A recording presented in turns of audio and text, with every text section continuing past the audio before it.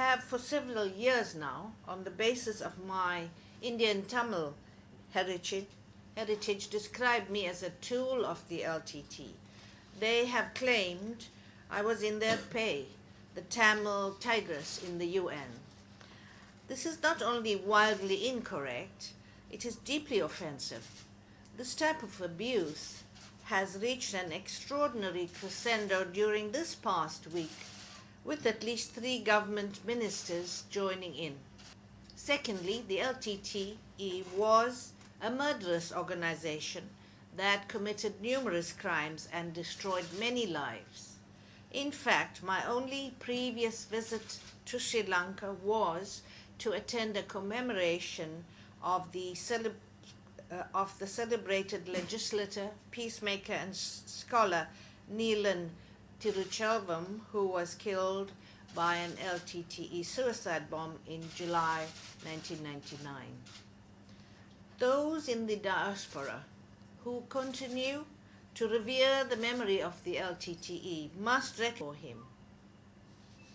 Throughout my visit, the authorities at all levels have been keen to demonstrate to me how much has been achieved in terms of resettlement, reconstruction, and rehabilitation in the relatively short period since the conflict with the LTTE ended in 2009, and the reconstruction achievements made with the help of donor countries, UN agencies, and NGOs have been greatly improved, and most of the landmines have been removed. As a result, the great majority of the more than 450,000 people who were internally displaced at the end of the conflict have now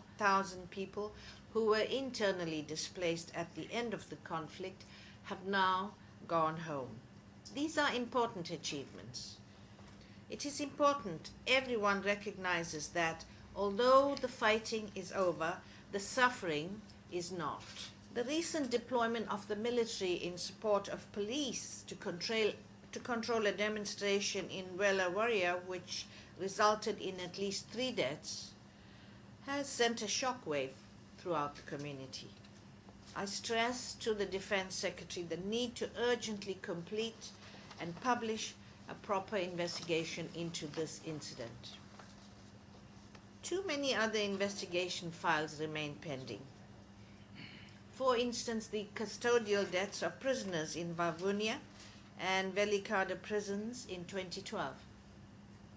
The government has since announced police powers will now be transferred from the Ministry of Defense to a new Ministry of Law and Order, but this is at best a partial separation, as both ministries will remain under the President rather than under a separate civilian ministry.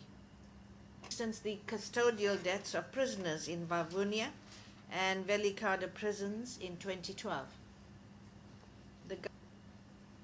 I urge the government of Sri Lanka to issue immediate orders to halt this treatment of human rights defenders and journalists who face this kind of harassment and intimidation on a regular basis. More than 30 journalists are believed to have been killed since 2005, and several more, including the cartoonist Prageet Ekneli Goda, have disappeared. Many others have fled the country. Newspaper and TV offices have been vandalized or subject to arson attacks, some, such as the Jaffna-based paper Udayan, on multiple occasions. With self-censorship fueled by fear, journalists report that there are articles that they dare not write and others their editors dare not print. I'm deeply concerned that Sri Lanka, despite the opportunity provided by the end of the war to construct a new, vibrant, all-embracing state, is showing signs of heading in an increasingly authoritarian direction.